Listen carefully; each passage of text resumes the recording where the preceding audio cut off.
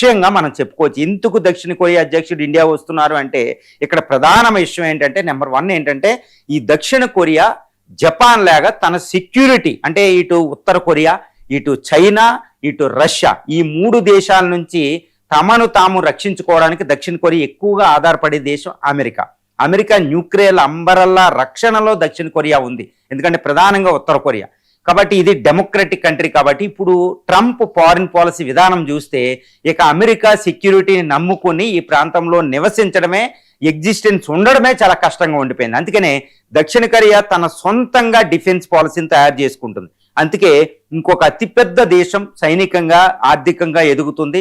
ఇటు చైనాకి ఎగ్నెస్ట్గా, ఉత్తర కొరియాకి ఎగ్నెస్ట్గా ఆల్మోస్ట్ రక్షించగలిగే దేశం అమెరికా తర్వాత ఇండియా. కాబట్టి ఈరోజు ఇండియా ఆయన వస్తున్నారు అనేది వ్యూహాత్మకంగా చాలా కీలకం అనమాట. అంటే ట్రంప్ ప్రధాన కారణంగా మనం చెప్పుకోవచ్చు. నెంబర్ 1. నెంబర్ 2 ఏంటంటే ఇండియా అనేది ఫాస్టెస్ట్ గ్రోయింగ్ ఎకానమీ.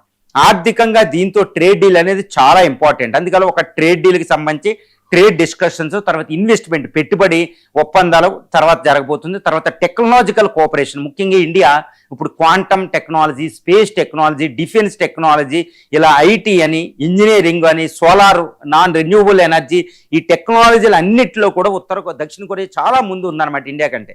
ఈ కోఆపరేషన్ ఇండియా మార్కెట్ కాబట్టి ఇక్కడికి వస్తుంది. ఫర్ ఎగ్జాంపుల్ ఓఎల్జీ అని, తర్వాత కొన్ని కార్లు ఇండస్ట్రీస్, దక్షిణ కొరియా కార్లు, ఈవీ, ఎలక్ట్రానిక్స్, గూడ్స్ ఇండియాలో చాలా ఫేమస్ అనమాట, ఇటు జపాన్, అమెరికా లాగా.